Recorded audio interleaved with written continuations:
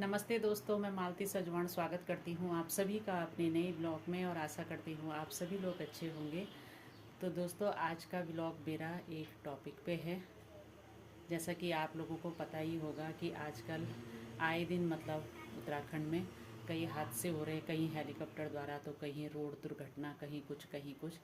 और वैसे ही आजकल यात्रा सीजन भी चल रही है, तो हादसे तो होते ही हैं, हर साल ही होते हैं।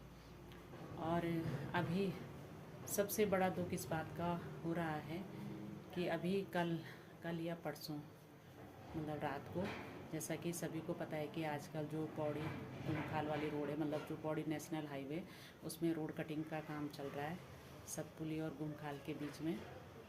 तो कोई एक लड़का था, वो सुमन देवरानी, जो कि अब हमारे बीच नहीं है। तो वो किसी शादी समारोह में शामिल होकर अपने घर जा रहे थे और रात को जा रहे थे वो। तो वहाँ पर काम चल रहा था रोड कटिंग का जेसीबी द्वारा। तो जो उन्होंने ये कहा कि हमें थोड़ा जल्दी है, हमें जाने दो, फिर उसके बाद आप लोग काम कर लेना। लेकिन जो पॉपुलर मशीन है, उसने जो मशीन चला रहे थे, उन्होंने क्या किया कि जो मशीन का आगे का हिस्सा, उसी से जो सुमन देवरानी थे उनके पेट में मार दिया और उनकी वहीं पे ऑन द स्पॉट डेथ हो गई। तो ये बहुत ही बड़ी दुर्घटना है और इसके खिलाफ एक्शन तो लिया ही जाना चाहिए। और आए दिन ऐसे हादसे हो ही रहे हैं, कहीं कुछ, कहीं गाड़ियों के आपस में टक्कर, कभी कुछ एक्सीडेंट, कभी कोई बेकसूर ऐसे ही मारा जाता है। अभी कुछ दिन पहले श्रीनगर में जो सिखों द्वारा और आम जनता द्वारा बहस हो गई थी, और अभी परसों ये बड़ासू में जो हेलीकॉप्टर की इमरजेंसी लैंडिंग हुई, तो वहाँ पे भी कुछ हो सकता था हादसा। पिछले महीने उत्तरकाशी में हेलीकॉप्टर क्रैश हुआ, उसमें तो लोगों की जानें गई। तो जो ये कल या परसों जो हादसा हुआ ये रोड पे जेसीबी द्वारा जिसकी लड़के की मौत हुई, तो ये तो बहुत ही दुखद खबर है और सरकार को इसके बारे में एक्शन लेना ही चाहिए।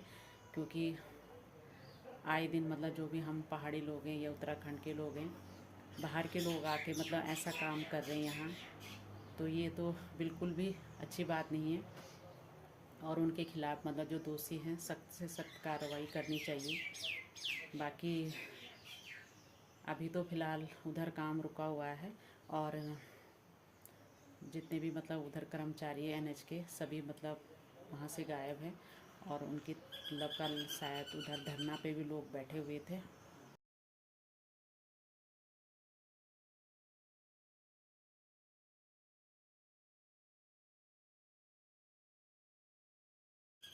तो मैं एक बात आप लोगों से कहना चाहती हूँ कि आम जनता, जो आम लोग हैं, इनकी जान इतनी सस्ती हो गई है कि कोई भी कुछ भी कर रहा है और उसके खिलाफ़ कोई एक्शन नहीं लिया जा रहा है। तो ये सरकार की भी जिम्मेदारी बनती है, आम लोग जनता की तो है ही, लेकिन सरकार की पहली जिम्मेदारी ये बनती है कि इन हादसों को रोका जाए।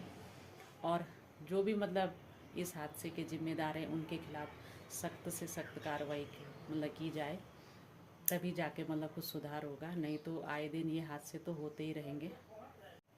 और जो ये हेलीकॉप्टर द्वारा यात्रियों को सुविधा दी जा रही है, तो उनका भी फ़र्ज़ बनता है कि हम जो ये सेवा दे रहे हैं, तो हम कितना सुरक्षित हैं और लापरवाही न की जाए।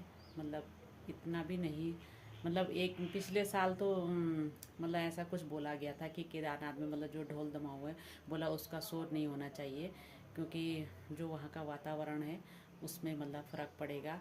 और जो ये हेलीकॉप्टर की सेवा दी जा रही है, तो ये तो हर 15 मिनट बाद, हर 20 मिनट बाद एक के बाद दूसरा हेलीकॉप्टर जा रहा है। तो क्या इसके जो शोरगुल है, इससे वहाँ का वातावरण नहीं हो रहा होगा दूषित?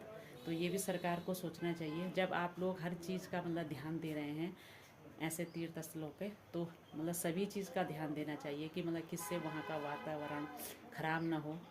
तो ये भी तो सोचना ही चाहिए। तो दोस्तों, आप लोगों की क्या राय है इसमें, ज़रूर कमेंट करके बताना। और अगर हम लोग ही नहीं जागेंगे तो सरकार तो पता नहीं कब सुध लेती है, पता ही नहीं, लेकिन आम जनता को भी थोड़ा जागरूक होना चाहिए इस बारे में। और ये बहुत ही बड़ी गंभीर बात है, ऐसा नहीं है कि नॉर्मली बात हो, क्योंकि ये हादसे तो होते ही आ रहे हैं और होंगे ही आगे चल के भी, जब तक जनता या सरकार इसमें कुछ कड़ा कदम नहीं उठाएगी तब तक तो कुछ होने वाला नहीं है। तो आशा करती हूँ आपको ये वीडियो पसंद आई होगी। मेरी वीडियो पसंद आई तो इसे लाइक कमेंट शेयर ज़रूर करें और कमेंट में ज़रूर लिखें अपनी राय। तो मैं मिलती हूँ फिर अपनी अगली वीडियो में, तब तक के लिए बाय।